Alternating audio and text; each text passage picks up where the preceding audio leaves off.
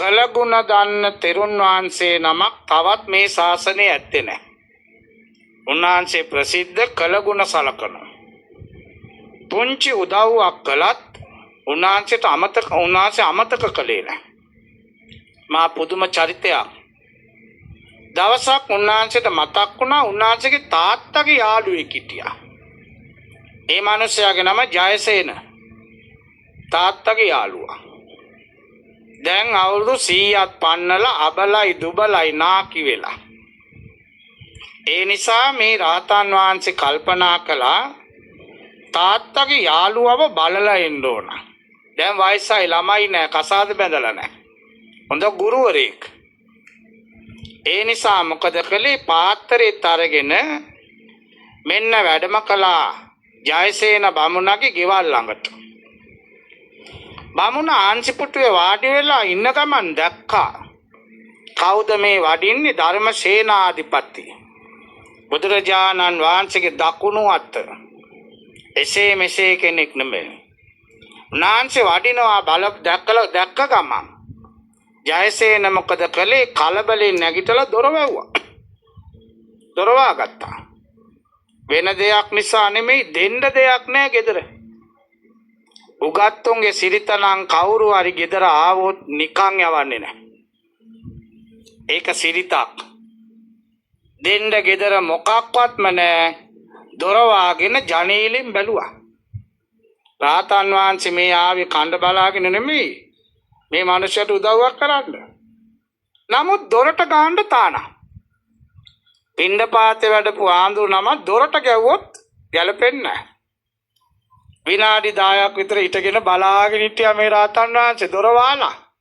උන්වහන්සේ දන්නවා ඇතුලේ ජයසේන ඉන්නවා කියලා. ජනේලෙන් එපිකම් කළේ නැහැ. දොර වහලා නම් ශිෂ්ට සම්පන්න මිනිසෙක් නම් දොර වහලා නම් තට්ටු කරන්නේ නැහැ. බලාගෙන ඉඳලා ඇරිලා ගියා යනවා. දැන් ජයසේන දන්නවා දෙවෙනි දවසෙත් ඔය ආඳුර එනවා. දෙවෙනි දවසේ උදේ ඉඳලා දොර ඇරියේ නැහැ. ජනේලෙන් බලාගෙන ඉන්නවා. අනේ දෙවෙනි දවසෙත් වැඩියා. දොර කොටම ඉටන් ඉඳලා ආයි වැඩියා. දැන් ජයසේනට කඳුළු බේරෙනවා.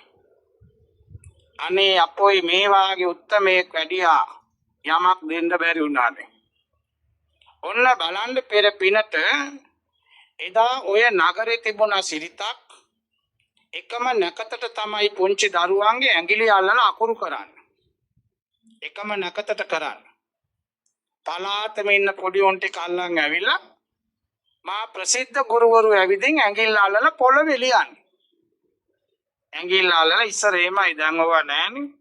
දැන් අපිට උගන්නන කාලේ ඇඟිල්ලෙන් අල්ලලා පොළවේ ලියමේ වැලි පිගානේ ලියලා ඊළඟට කිරිබත් පිගානේ ලියලා තමයි ගල් කෝරෙන් ලිවෙස් මේ ගල් ඇල්ලේ. දැන් මෙන්න ජයසේන බමුණට ආරාධනා කළා. ඇයි රටේ ඉන්න ප්‍රසිද්ධ බමුණෙක් ගුරුවරයෙක්. ජයසේනත් ගියා. ඊළඟ දවසේ උදේ ගියාම මෙන්න ළමයින්ට අකුරු කළාම පිරිකර වශයෙන් ලැබුණා රෙදි ආරදායක්. රෙදි ආරදායක් වෙන ලොකු ගානක්. ඊට පස්සේ දුන්නා ගිතෙල් දාපු කිරිබත් පිගාන. ජයසේන මේ දෙකම ගත්තා කෑවේ නෑ බත් ටික. දන්නවා අදත් සරියුත් ආඳුර එනවා. ඉක්මනින් ගියා ගෙදර ගින් තියලා දොර කොටට බෑලා ගේට්ටුව ළඟ හිටන් හිටියා එනකම්. රාතන් වහන්සේත් අලියෙක් එනවා වාගේ ඉන්නේ. හරි ලස්සනයි වඩිනකොට. ලක් ලුවගෙන ගියා ළඟට. තාත්තයි පුතයි වගේ. ගිහලා රාතන් වහන්සේගේ අතත් අල්ල ගත්තා. ස්වාගතං බන්තේ ස්වාගතං වඩින්න හරි සැපයි වඩින්න. ඒ අතුලට වඩින්න. ආංශිපුටුවේ වාඩි කරලා මේ ජයසේනත් බිම කුංචි බංකුවක වාඩි වුණා. වාඩි වෙලා වුණ මොකද කියන්නේ? තමන්ගේ දුක කියනවා අදත් එමයයි. අනේ ආමතුරුනේ බලන්න කොහොම හිටපො මන්ද. දැන් වාඩි වුණොත් නැගිටින්න බෑ. කන් ඇෙන්නෙත් නෑ මතකත් නෑ. ඒ නිසා දැන් ටියුෂන් ක්ලාස් එකම නෑ. ඇයි මුල කිව්වම මැද නෑ, මැද කිව්වම අග නෑ. ළමයි යනවා යන්න. මේ මෙන්ටල් කියාගෙන යනවා. ඇයි ඉතින් මතක නැහැ. කවි සොලෝක මතක නැහැ. ඒ නිසා ආදායමක් නැහැ. උදේ කෑවු දවල්ට නැහැ. නමුත් කළගුණ දන්න ළමයි ඉන්නවා මගෙන් ඉගෙන ගත්තා. ඒ අය මේ පාරෙන් එම යනකොට මාව මතක් වුණාම උයාගෙන කන්න පුළුවන් දේවල් ටිකක් ගෙනලා කුස්සියේ දාලා යනවා. මං ඉතින් බැරි ගාතේ ලුණු කැඳ ටිකක් අදාගෙන සම්බෝලයක් කොටාගෙන ඔය කාලේ ඉන්නවා. අනේ ආම්දුරනේ දැන් නම් ජීවිතේ එපා වෙලා තියෙනවා. නමුත් ඔබ වහන්සේව දැක්කම මට හරි සතුටුයි. ඒ වෙලාවේ සරියුත් ආම්දුරු කියනවා. ජයසේන බමුණුතුමනි මං ආවේ ඔබතුමාව බලලා යන්න. මොකද අපේ තාත්තගේ යාළුවා. අපේ තාත්තට යාළුවෝ වැඩි හිටියේ නැහැ. විශ්වාසම යාළුවා නම් ඔබතුමා. අපේ තාත්තා අපේ වැරදි කියන්නේ ඔය එක්ක. ව්‍යාපාර ගැන කතා කරන්නේ ඔබතුමා එක්ක. ඔබතුමා සතියට දෙතුන් විටක් අපේ ගෙදරට එනවා. ඔබතුමා එනකොට නිකන් නම් ඉන්නේ නැහැ. ඇයි අපේ ගෙදර අත් දෙනෙක් හිටියනේ ළමයි. මොනවාරි කඩචෝරු ටිකක් අරගෙන ඉන්නේ ඔන්න ඉගෙන ගන්න. ළමයි ඉන්න ගෙදරකට අතවනවන්න ඉන්න එපා. ළමයින්ට එපා වෙනවා. මොනවාරි අරන් යන්න මාමේ කියන්නේ පස්සෙන් ඉදී. ඒ ළමයි දැන් මම ඊයේ කාට හරි කිව්වා අද ළමයින්ට ටොපි දෙනවා කියලා. ආව විතරයි මේ පොඩි එකා ඇවිල්ලා එවන්නේ කොසාදු ටොපි කියලා. ඔය ඉන්නේ මේ පොඩි එකා. මං ටොපි මල්ලක් ගෙනාවා. ලංකාවෙන් ගෙනාවේ නෑ. ඇයි මං කියපු දේවල් ළමයි යවුවා. වාඩි වෙලා ඉන්න ඕනිකම ළමයි ඔක්කොම වාඩි වුණා පෙරේදා. ඒ නිසා අද මම යනවන්නේ සියලුම ළමයින්ට ටොපියක් දෙනවා. පොඩි ළමයින්ට විතරයි. ඔව් චූටි ළමයින්ට විතරයි දෙන්නේ. ආයි කවුරු හරි එනකොට ලංකාවෙන් ටොපි බෑග් එකක් එවනවා. ඒ නිසා ඔන්න යමක් දෙනකොට ළමයි හරි ආදරේ. ඔබතුමා ආවම අපි දන්නේ නැති දේවල් පොඩි කාලේ ඔබතුමාගෙන් ඉගෙන ගන්නවා. අපිට හරි ආදරේ ඔබතුමා. ඒකයි මම මේ බලලා යන්න ආවේ. එහෙනම් මම යන්නද කියලා ඇහුවා. එහෙම යන්න පුළුවන්ද? අද මගෙන් දානේ වළඳන්න ඕන. කිරිබත් තිබුණානේ. ඉක්මනින් ගෙනල්ලා භාගයක් බෙදුවා. බෙදනකොට රහතන් වහන්සේ භාගයක් බෙදනකොට අතෙන් කෝ ඇති. ඇයි ඔච්චර නැතිනේ මේ මිනිහා කණ්ඩත් තිබ්බේ. ආයි යන්න බෑ. ඔන්න මේ රහතන් වහන්සේ කනවා බලාගෙන හිටියා වළඳනවා. හරි සතුටින් බලන් උගත්තු එහෙමයි කන ඇටි යන ඇටි වාඩි වෙන මේ ඔක්කොම බලනවා ලකුණු දාන්න එකකින්. මේ බමුණෙක් නේ බලාගෙන ඉඳලා ඉක්මනින් කුස්සියට ගියේ නෑමිලි පොඩ්ඩකට උණු වතුර ටිකකුත් ගෙනාවා. පාත්‍රයේ සෝදලා ගෙනල්ලා දුන්නා. දීලා ඉවර වෙලා අර යාරදාය ගෙනල්ලා ඔළුව දක්වා තියාගෙන බික්කු සංඝස දේම කියලා පූජා කළා. පූජා කළාට පස්සේ රහතන් වහන්සේ කියනවා අපේ තාත්තා නැති වුණාට පස්සේ අපේ පවුලේ අධ්‍යනාම මාන වුණා. අපේ ලොකු අයියා තමයි උපසේන රහතන් වහන්සේ. දෙවෙනියා තමයි චුන්ද ඒ රහතන් වහන්සේ. තුන්වෙනියා මම උපතිස්ස. දැන් මගේ නම සාරිපුත්ත. ඊළඟට අපේ නගාලා 3 දෙනෙක් හිටියා. ලොකුම නගා චාලා රහත් වුණා මාන වුණා. මධ්‍යම නගා උපචාලා පැවිදි වුණා රහත් වුණා. අපේ බාල නගා සීසුපචාලා පැවිදි වුණා රහත් වුණා. අපේ බාලමලයා කසාද බඳින දවසේ පැනලකින් මාන වෙලා රහත් වුණා. ඇයි මේ ළමයි ඔක්කොම මාන කළාම අම්මට කේන්ති යනවනේ. අම්මා මොකද කළේ අවුරුදු 16 වෙනකොට මේකව බඳලා දුන්නත් අර කියලා බඳලා දෙන්න ලෑස්ති උනේ. මනමාලි එක්කන් එන ගමන් චූබරයි කියලා කැලේට ගිහලා දිව්ව දුවන්න. ඊළඟ මාන වුණා. රහත් වුණා. ඒ නිසා තමයි සාරි වැමිනියට ආඳුරු කොල්ලන්ව පෙන්වන්න බැරි. දැක්ක ගමන් කෙල ගන්න පටන් ගත්තා. ඒ ළමයි අත් දෙනාම මාන වෙලා. දැන් මේ උපසේන මොකද කළේ? සිවුරාර රෙද්ද පූජා කරලා දන ගාගෙන කිව්වා අනේ ස්වාමීනි මේ පූජාවේ ආනිසංස බලේ මට දිව්‍ය ලෝකත් එපා බ්‍රහ්ම ලෝකත් එපා මටත් ඔබ වහන්සේලා වගේ ඔය පවුලේ ළමයි වගේ නිවන් දකින්න ලැබේවා කියලා ප්‍රාර්ථනා කළා. රාතන් වහන්සේ තෝක දැනගෙන ඉච්ඡිතම් පත්තිතං තුයං ඔබේ සිතවිලිසා බලාපොරොත්තු ඉෂ්ට වේවා කියලා වැඩියා. බමුණත් පස්සෙන් ගියා. ඒකත් සිරිතක් පස්සෙන් යන්න ඕනේ ගේට්ටුව දක්වා. නෑ ඒකේම ගෙදරවම ගේට්ටුව දක්වා යන්න ඕන. මේවා දන්නේ දැන් ඕවනේ. ඒක තමයි මග ගමන් කරනවා කියන්නේ. ඒත් නතර වුණේ නෑ රාතන් වහන්සේ වඩින ලස්සන බලාගෙන හිටියා. වටපිට බලන්නේ නෑ, ආක බලන්නේ නෑ, ඔළුව කරකවන්නේ නෑ.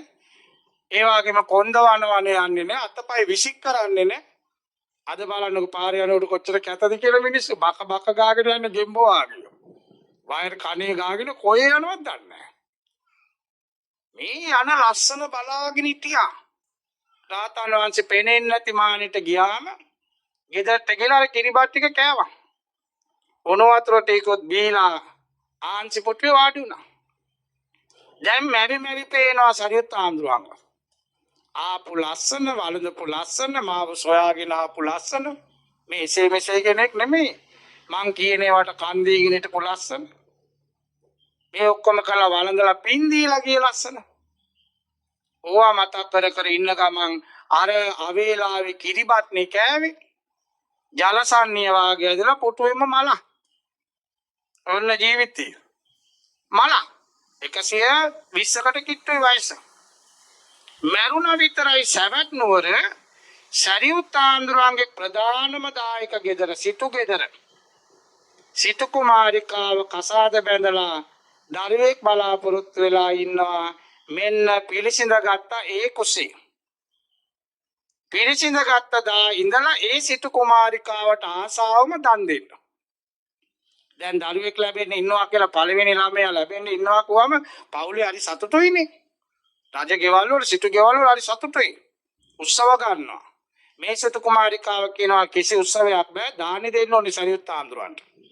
සරියුත් ආන්දරු ප්‍රධාන ආන්දරුවල වැඩිය දානි දුන්නා. සතුටු වුණා දීලා මාස 10ම දාන දුන්නා. දැන් මෙන්න මාස 10ක් පිරෙනකොට රන් කඳ වාගේ පුතෙක් උපන්නා. නිකම් පුතෙක් නෙමෙයි බැබලෙන පුතෙක් උපන්නා.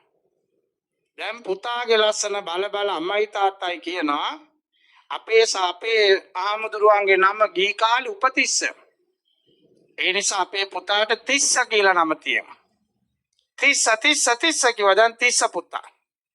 ඉපදිච්ච දා ඉඳලා සෑම සුබ කටයුත්තකටම දන් දුන්නා. ඉස බානකොට දන් දෙනවා, කොණ්ඩේ කපනකොට, කන විදිනකොට දන් දෙනවා. ඉඳුල් කට ගන්නකොට දානෙ දීලා ඉඳුල් කට ගන්න. ඕමම අවුරුද්දක් වුණා. අවුරුද්දක් වෙන දවසේ හොඳට සුවඳ පැනින් නාවලා ලක්ෂයක් වටින පළඟක් උඩ විල්වත් වාගේ රෙද්දක් උඩ කසේ සලුවඩ පුතාව තිබ්බා. දානේ ලෑස්ති වෙනවා. දානෙට ආන්දරුත් පැටියා. මේ පොඩි පුතා මොකද කළේ අර වස්ත්‍රයේ කකුල් දෙකේ පටලව ගත්තා. කිසි කෙනෙකුට ගලවන්න බෑ. අල්ලනකොට කෑ ගන්නවා. දැන් පරක්කු ආන්දරුත් ඇවිල්ලා ඕන දෙයක් වෙච්චාවෙන් ගිහලා ළමයා උස්සන් ගියා අම්මලා. උස්සන් ගිහලා සරියුත් ආන්දරු ළඟට ගිහලා පුතේ සාදු කියන්න කියනකොටම එක කකුලකින් අර රෙද්ද තල්ලු කරලා සරියුත් ආන්දරුන්ගේ හරියටම උකුලට දානවා. අම්මා සතුටු වෙනවා ලක්ෂයක් වටිනවා. අනේ බලන්න ස්වාමීනි අපේ පුතාගේ උපන්දින තෑග්ගක් ඕක.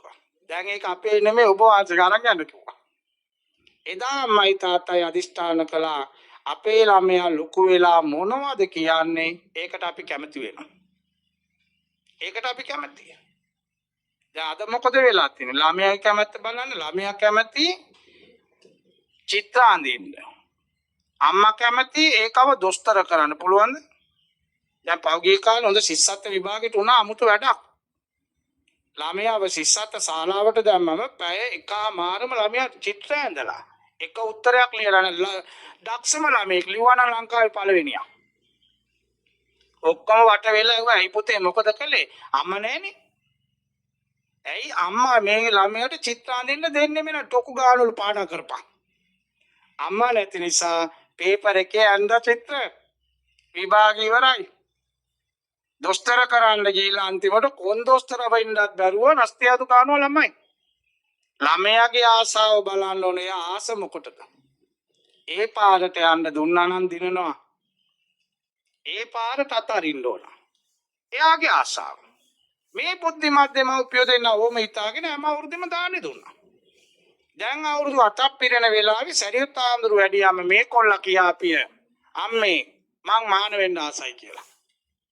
එකම ළමයා සිටු ගෙදර දෙයිද? දෙන්න පුළුවන්ද? ඇයි පොරොන්දු වුණානේ අපේ ළමයා ඉල්ලන දේ කියන දේට අපි කැමති. සරියුත් ආන්දරගේ අතටම පුංචි පුතාගේ අත තියලා පෑන් වඩලා දුන්න එක්කන් යන්න කියලා. දැන් ඉසමුඩු කළා මාන කළා. තිස්ස සාමණේරයන් වහන්සේ ලස්සනයි. කවුරුත් ආදරේ. මා පින් තියෙන උන්වහන්සේ කෙනෙක්.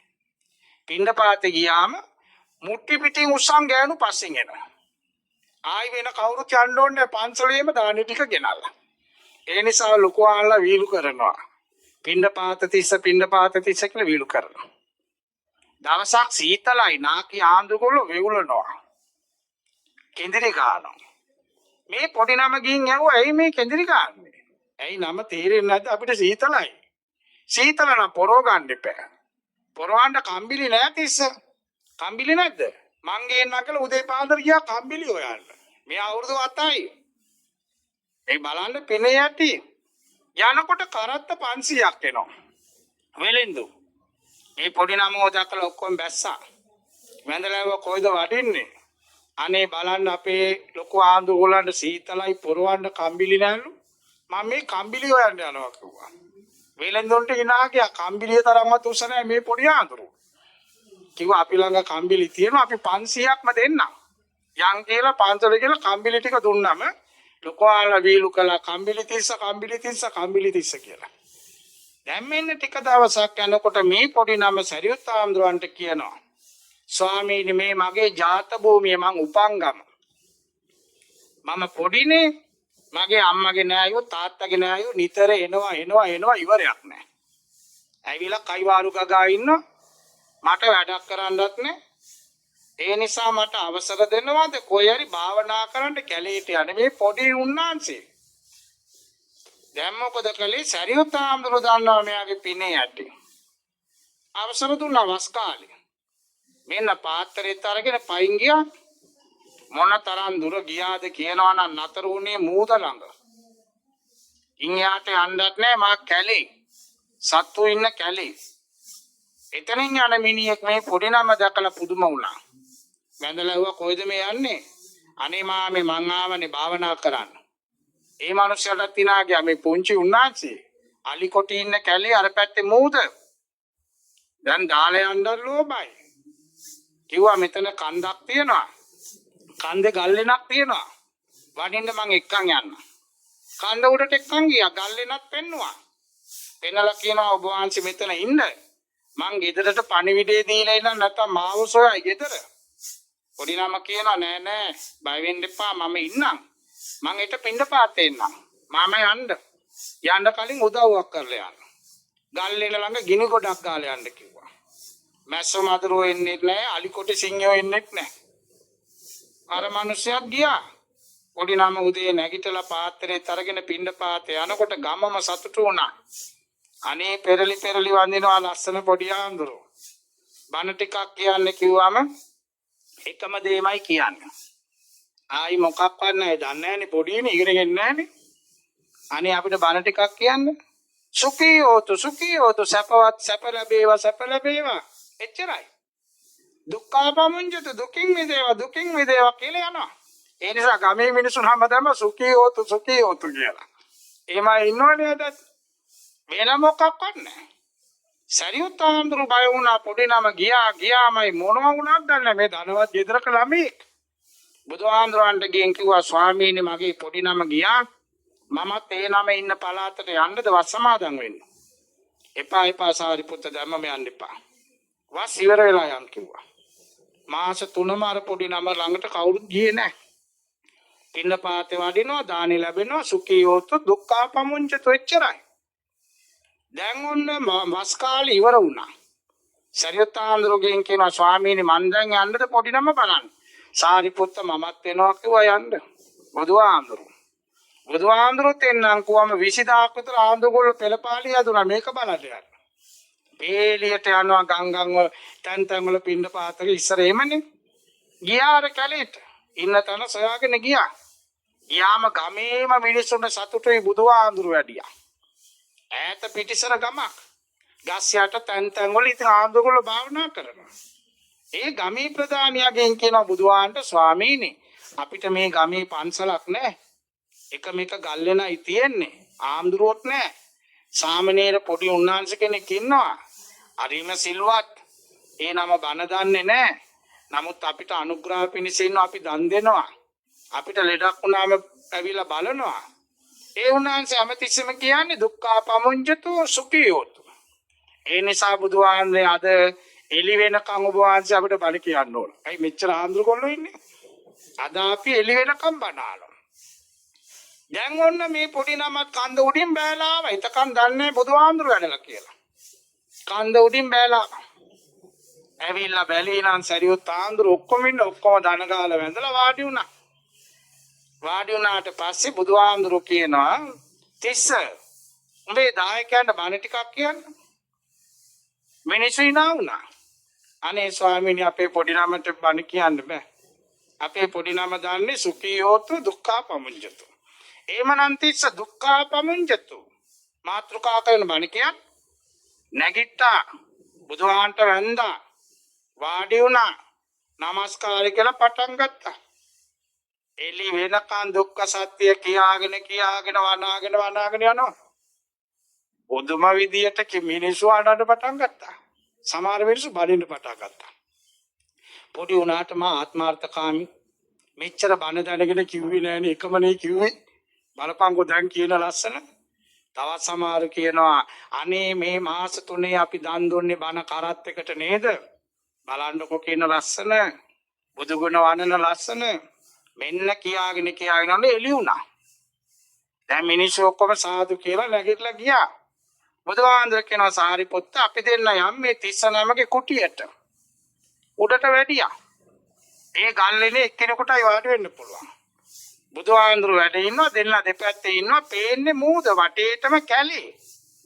එතකොට බුදුහාඳුර ප්‍රශ්න කළා තිස්ස මේ සාගරේ දකින්නකොට තිස්ස උඹට මොනවද හිතෙන්නේ? අනේ ස්වාමීනි මේ සාගරේ දකින්නකොට මට හිතුනේ මම මේ සංසාරේ අඬපු කඳුළු මේ මෝදට වඩා වැඩි නේද? මම මේ සංසාරේ අම්මගෙන් බීපු කිරි මෝදට වඩා වැඩි නේද? මගේ මේ සංසාරේ අතපය කැපිලා ගලාපුලි මෝදට වැඩි කියලා සිතුණා. සාදු සාදු තිස්ස එමයි බුදුහාඳුර මේ කියන්නේ. තිස්ස මේ කැලේ උඹට ඉන්නකොට බය නැද්ද? අනේ නෑ. සත්තු කෑ ගන්නවා. මොන වගේ සත්තුද? ස්වාමීනි සිංහයා නාද කරනවා. බයිතුන් නැද්ද? අනේ ස්වාමීනි මේ සංසාරේ සිංහයා වෙලා මං කොච්චර නාද කර ඉන්න ඇද්ද? නරිය ඌ තියනවා. බයිතුන් නැද්ද? අනේ ස්වාමීනි මම කොච්චර මේ කැලේ නරි වෙලා ඌ තියතේ ඉන්න ඇද්ද? මේවයි මට මතක් වුණේ. මේ කවුරුවත් දන්නේ නැහැ මේ පොඩි නම රහත් වෙලා කියලා. අර වස් මාස 3ේදී මේ පින්ඩපාත කර දුක්ඛා පමුඤ්ජතු කියලා නිකන් වුණා නෙමෙයි. දැන් මෙන්න මේ කවුද? අර ජයසේන කෙන බමුණා. ධනක් දුන්නා. මා ලොකු දෙයක් දුන්නා නෙමෙයි. දුන්නේ නම් කිරිබත් ටිකක්. ඒ වගේම සුදු රෙදි ටිකක්. දීලා පැතුවේ නම් දිව්‍ය ලෝක නෙමෙයි බ්‍රහ්ම ලෝක නෙමෙයි. මටත් මේ ගෝර සසරෙන් එතරව ලබන උතුම් නිවන් සුව ලැබේවා කියලායි පැතුවේ. ඒ ප්‍රාර්ථනාව තමයි මේ ඉෂ්ට වුනේ.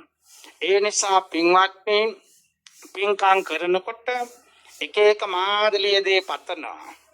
පතන්න ඕන නම් නිවන් පමණමයි. අනිත් දේ පැතුවත් නැතුවත් නිකන් ලැබෙනවාමයි. යාදි සංවපතේ බීජං වපුරපු දේ අස්සන්න. ඉල්ලන්න දෙයක් නැහැ. ඉන්න දෙයක් නැහැ. ඉල්ලන්න කිව්වේ නිවන්මයි. මොකද සසර නම් සැප නැහැ. සෑම තැනකම දුකමයි. දුකෙන් අත මිදෙන්නයි දාන සීල භාවනා. මේ වෙසක් සතිය කියන්නේ ඒකයි. උන්වහන්සේ පෙන්වූ මඟ ඔස්සේ ගමන් කිරීම. ඒ නිසා නේන්න මෙච්චර දන්සල් දෙන්න. දන්සල් දුන්නු අයට සතුටු නැද්ද? කන ලස්සන බලනකොට. අනේ මේ මිනිස්සු බඩගිනි කාර්යෝ නෙමෙයි. ඉංගන්නොත් නෙමෙයි. යමක් කමක් තියන අය. ඒ වුණත් ඒ කන වේලාව දිහා බලන්න. මොනතරම් සතුටුද? මේ තරම් මල් නෙලාගෙන මේ ඉඳ බැරි රස්නේ වුණත් මේ තරම් පුද පූජා මේවා කරන්නේ දිව්‍ය ලෝකයට යන්න නෙමෙයි. මේ සසර නම් දුකයි. සසර දුකින් එතර වෙන්න පාරමී පිරෙන්න ඕන. පින තියෙන්න ඕන. ජයසේන බමුණා මරණ මංචකයේදී දැක්කනම් අර දුන්න දන් ටික ඒක සිතවිල්ලට ආවා. පැතුමනන් නිවන් දැකීම. ඒ දුන්න නිසා රජගෙදරම සිටුගෙදර උපන්නා. ප්‍රාර්ථනාව නා සිටු සම්පත් නෙමෙයි. කුඩා කලම සියල්ල අතහැරියා. බලන්න අවුරුදු 7 වයස කෙනෙක් වනයේට ගොයින් බය නැතුව සැක නැතුව බඹුන් වඩා තමයි උත්තරීතර পদවිය ලබා ගත්තේ. ඒ නිසා හොඳට සිතන්න ඕන. සංසාරේ නම් ඉපදි මෙරි යන දුක් ගොඩක්. කොතනකවත් සැපයක් ඇත්තේ නැහැ. සැපයි කියන ටික දුකකින්මයි කෙලවර වෙන්නේ. ඒ නිසා තමයි අඬන්නේ වැළපෙන්නේ. අපි සැපයි කියලා අල්ලගත්තොත් එතන අල්ලගත්තේ සැප පමණක් නෙමෙයි. දුකත් එක්කමයි අල්ලගත්තේ. අල්ලගත්ත කෙනා නැති වෙනකොට අඬනවා වැළපෙනවා. ඔන්න සැප නැ දුක ඇති වුණා. මේකයි සම්මා දිට්ඨියෙන් බලන්න කිව්වේ. සම්මා දිට්ඨියෙන් දකිනකොට සම්මා සංකප්ප ඇති වෙනවා. ඒ ඇරෙන්න වාද කරන්න නෙමෙයි. ඕන් නැති ප්‍රශ්න අල්ලගෙන දඟලන්න නෙමෙයි. අද වෙලා තියෙන එකයි. එක මාදිරියේ ගාථා ඉල්ලන බව පේනවා. තියෙන ගාථා මත මේ රස්නේ පිටින් ගෙන ආපු ආප්ප. මෙන්න බුද්ධ පූජා බෙදුවම ඒ ආච්චි මගෙන් ආනවා. කොවිදාඳුරු ආප්ප පූජා කරන ගාථාව මොකද්ද කියලා. මෙච්චර කල් පිදුවේ නම් භෝජනං පරිකප්පිතං. මං කෝන නම් අද ඉඳලා පටන් ගන්න ආප්පං පරිකප්පිතං. ඇයි මේ මා පුදුම විදියක්. එක මාදිරියේ ගැටලු. ඒවා නෙමෙයි. කරන වැඩේ ලස්සනට කරන්න. කරන වැඩේ පිළිවෙලකට කරන්න. එතකොට ගිය තැන ලස්සනට සියල්ල නිකන් ලැබෙනවා. පිළිවෙලකට සියල්ල නිකන් ලැබෙනවා. අම්මා තාත්තා විසික් කළත් වරදින්නේ නැහැ. දවසක් තරුණියෙක් ඇවිදින් බණකට කතා කළා මාවනල්ල පැත්තේ. අනේ බෑ කියන්න බෑ 3 සැරයක් ඇවිදින් රස්තියාදු වෙච්ච කොල්ලා. බොහොම ඇඩයි ලස්සනයි. අරමුණ මොකක්ද? අම්මා අප්පච්චිට පින් දෙන්න. දෙන්නම මැරිලා. මං බාරගත්තා එන්නම් කිව්වා. දැන් එක්කන් මං කිව්වා මං මගේ වාහනේ එන්නම්. මිනිහා කියනවා නෑ මම එන්නම් එක්කන් යන්න. දැන් එන්නයි 4 වතාවක් මාවනල්ලට දුරයි. කියන දේ අහන්නෙම නෑ. මං කෝ කැමැත්තක් කරන්න ආව එක්කන් යන්න. අනේ බොහොම ගුණවත්. හොඳට කතා කර වීලු කර ගියා. කෑ ගහලා පව වෙනවත් එක්ක පාරේ හොඳට බිනරුත් දාලා පින්තූරෙත් එක්ක. බණ තියෙන්නේ පන්සලක. පන්සල පේන තෙක් මානකට යනකොට මේ තරුණයා මට කියනවා ආමතුරුනේ මං ඇත්ත කියන්න. ඇත්තටම මං බය වුණා. මෙච්චර දුරක් එක්කන් ආවේ බොරු කියලා. මං අව මොකද්ද ඔය ඇත්ත? මෙච්චර වෙලා නොකියපු ඇත්ත මොකද්ද? අනේ ආන්දරනේ මේ මැරිච්ච දෙන්න මාව වදාපු දෙන්න නෙමෙයි. මගේ අම්මා කළුද සුදුද මන් දන්නේ. ඉන්නවද දන්නේ නැහැ. මගේ තාත්තා උන්නද මලාද දන්නේ නැහැ. මම අද වෙනකන් දැකලා නැහැ. ඒ දෙන්නට මම වෛර කරන්නේ නැහැ. ඒ දෙන්න මං උපන් කලම මාව එළියට දාලා විසික් කරලා. මේ අම්මා අප්පච්චි තමයි මාව අදාගත්තේ. මම නුවර ලොකුම ඉස්කෝලේක ඉගෙන ගත්තා. පෙරාදෙණිය විශ්වවිද්‍යාල උපාධිය ගත්තා. මේ අම්මා අප්පච්චි මැරෙනකොට කඩසාප්පු ලිව්වේ මගේ නමට. වලව්ව ලිව්වෙත් මගේ නමට. අලියා ලිව්වෙත් මගේ නමට. ඔබ වහන්සේට පෙරහැරට අලිය ඕන නම් කියන්න මං අලිය වන්න. මං කෝ කරුණා කරලා අලිරන් එවන්න එපා. උඹ අලියා දාලා ගියොත් මට යන්න වෙනවා පොලිසි ගාඩේ. මට පෙරහැරත් එපා අලිත් එපා. මීට පස්සේ උඹත් එපා මට. දැන් බණ ඉවර වුණා. දැන් බලන්න මේ කියපු කතාව. වදාපු අම්මා තාත්තා කවුද කියලා දන්නේ නැහැ. උපාධියකොත් තියනවා ව්‍යාපාරත් තියනවා වලව්වකොත් තියනවා. ඒ මදිවට අලියෙකොත් තියනවා. අම්මා දුන්නා නෙමෙයි තාත්තා දුන්නා නෙමෙයි. ඔන්න පිනේ විපාක.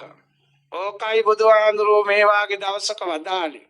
සුකෝ පුඤ්ඤස්ස උච්චයෝ. සැප කියන්නේ වෙන දෙයක් නෙමෙයි. සැපයි කියන්නේ පිනමයි. මානෝණත් පින තියන්න ඕන. පින නැත්තම් බබලෙන්න බෑ. මට මතකයි සෝමාඳුර ඉන්න කාලේ කටුබැද්දේ පන්සලක බණක් තිබුණා. කටින බණ. බණ 3යි. එකක් සෝමාඳුරෝ අන්තිම කටින බණ මම මැද්දේ එක්කෙනාගේ මම නම කියන්නේ. ඒ කාලේ බොහොම කැපිලා පෙනිච්ච දක්ෂයෙක්. බණ තුන. දැන් මට තියෙන ආනිසංස, කටින ආනිසංස. වැඩිපුරම කොළඹ මං කිව්වේ කටින ආනිසංස. දැන් මම ගියා ටිකක් කලින් ට්‍රීවිල් එකේ. මට එතකොට කාර් එකක් තිබුණෙත් නෑ. ට්‍රීවිල් එකේ ගින් අර උන්නාන්සේ ආන්දරුයි මා එක පන්ති කාර්යෝ. මට අපේ හොඳ යාළුවෙක්. අපි දෙන්න දැන් එයා පූජාව. මම ආරාමේ වාඩි වෙලා හිටියා. පන්සලේ සභාපති ඇවිදලා වැන්දා. වැඳලා කිව්වා ආන්දරෝ ඊයේ බණට ආපු කෙනා දන්නවද? මං කෝ දන්නවා. එයාට පූජා කරපු පිරිකර දන්නවද? මං ඇහුවෝයි මං අංජනම් බලනවද? ඊයේ මොනවද දුන්නද මං දන්නේ කොහොමද? නෑ ආඳුන්නේ ඊයේ ඒ ආන්දරවන්ට කාර් එකේ යතුරු තමයි පූජා කළේ මුදලාලි. කටුබැද්දේ ලී මුදලාලි කාර් එකේ යතුරු පිටුවා. දැන් මට දාඩිය දාන්න පටන් ගත්තා. අද මට කාර් එකක් හම්බෙනවා. ඇයි ඊයේ දුන්නා නම් අදත් දෙන්න එපා අදත් බලන්නේ. දැන් මට කල්පනා යන මොන જાතියේ කාර් එකක් දෙයිද? රතු පාටද සුදු පාටද? දැන් දුන්නත් ගෙනියන්න ඩ්‍රයිවර් නැහැනේ. ටීවී එකේ මේක එල්ලම යන්නත් බෑ. මාර වැඩි දැන් කට උත්තර නෑ. දැන් මැවි පේනවා මං කාර් එකේ යනවා අතකුත් තියාගෙන. දැන් කාර් එකේ පාටක් පේනවා. මං ඉතින් ප්‍රාර්ථනා කරනවා දෙයියනේ සිල්වර් කලර් එකක්ම ලැබියා. දැන් මේක ඩ්‍රයිවරුත් ඕනනේ. කොල්ලෙක් ඉන්නවා කොටුවේ. ඌ අල්ල ගන්න ඕන. ඔය ටිකට මේ සිතේ ඇති. ඊළ වාඩි වුණා කටින බණ්ඩ දන්න කටිනානිසංස ඔක්කොම කිව්වා.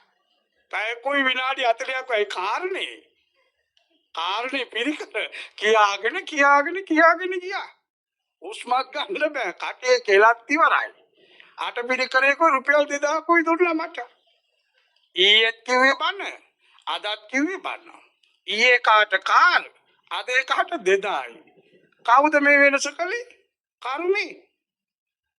දැන් එයාට කාර් ලැබුණා කියලා ඉරිසියා කරලා හරියනවද? ඉරිසියා කළොත් තියෙන ටික මගේ නැති වෙනවා. ඔන්න පිටේ ඇටි. මට වඩා දුක් විඳින ආන්දරගොල්ල කොච්චර ඉන්නවද?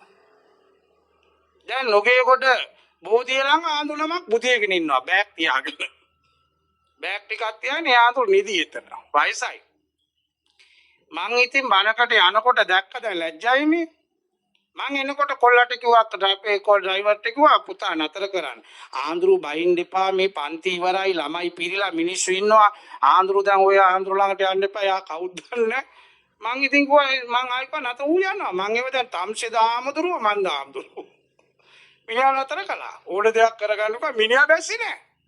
ඕන දෙයක් කරගන්න කිව්වා. මමත් ගොනා වගේ ගියා ආන්දරු ළඟට. මිනිස්සු කියන ආර කොවිද ආන්දරු. මං ගිලා ආන්දරු ළඟ දෙකටක් නැමුණා. මා පාරේ අර බෝධිය ළඟ බෑලක්කෝ ආන්දරු ඕම ඉන්න එපා කැතයි. මගේ පන්සලේ කාමර තියෙනවා. එන්න මං එක්ක ඉසබාලා අලුත් සිවුරක් පොරෝලා ඇටච් බාත්රූම් තියෙනවා කාමරේ. පෑන් තියෙනවා. කොට්ට දෙන්නම් හොඳට මේ පාරේ දෝවිලනේ. අලුත් සිවුරකුත් පොරෝලා උණු වතුරක් තියෙනවා. උණු වතුරක් නාන හොඳට දානි දෙනවා. හොඳට වළඳලා ඇඳට වෙලා ජොලියෙන් බුදිය ගන්න. මේ ආන්දරු බිමේ දෙකනම කියනවා මේ තම්සේගේ වැඩ බලන්න යනෝ යන්න මෙතනින්. ඕකටයි කියන්නේ පවට පින් දෙන්න බෑ. මං අඬ ගැව්වේ සැප දෙන්නනේ. එයාකට ඕන අර පාරේ බුදිගෙන ඉන්න. ඔන්න පවේ ඇටි. කවුරුත් කරනවා නෙමෙයි දෙයියෝ කරනවා නෙමෙයි. කම්මං සත්තේ විභජති. සියල්ල කරන්නේ කර්මය. කෙනෙක් ලස්සන වෙනකොට කෙනෙක් කැතයි. කෙනෙක් නිරෝගී වෙනකොට එක ලෙඩයි. කෙනෙක් උසස් කුලයක එක පාත් කුලයක. කෙනෙක් හොඳට ඉගෙන ගන්නවා තව එකෙක් පෙරාපු මොඩයා වෙනවා. ඔම ඉන්නේ මේ පෙරාපු මැට්ටෝ ඉන්නවා දැන් ලංකාවේ. එසේ මෙසේ මැට්ටෝ නෙමෙයි. පෙරලා ගත්ත මැට්ටෝ ඉන්නවා. ඇයි මේක ඔබන්න විතරනේ දන්නේ? ඒක ඔබ මේම කරනවා මේම කරන එච්චරයි. මේම කරන ඌ වෙනම ලෝකෙක. ඉතින් මොට්ටයි. වැඩක් නැහැ. සමහර වෙලාවෙ තීක්ෂණ බුද්ධිය තියෙනවා. එක සැරයක් කියනකොට අල්ල ගන්නවා. මේවා තමයි පිනේ විපාක. ඒ නිසයි බුදුහාමුදුරුවෝ වදාළේ එක පිනක් කරලා නතර වෙන්න එපා. නතර වෙන්න නම් එපා. මොකද පින් ඉවර වෙනවා. අපි ඕන තරම් දැකලා තියෙනවා පින් ඉවර වෙච්චෝ. පින් ඉවර වුණාම තමයි මොකක් හරි ලෙඩක් දාගන්නේ. හොඳට බලන්න පින ඉවරයි ලෙඩ දාගන්න. නිකන් ඉන්න බැරි කම මොකක් හරි කරලා ගුටිත් කාලා පින ඉවරයි. ඒ නිසා හොඳට පරිස්සම් වෙන්න ඕන. වෙසක් සතිය සැමරුවා.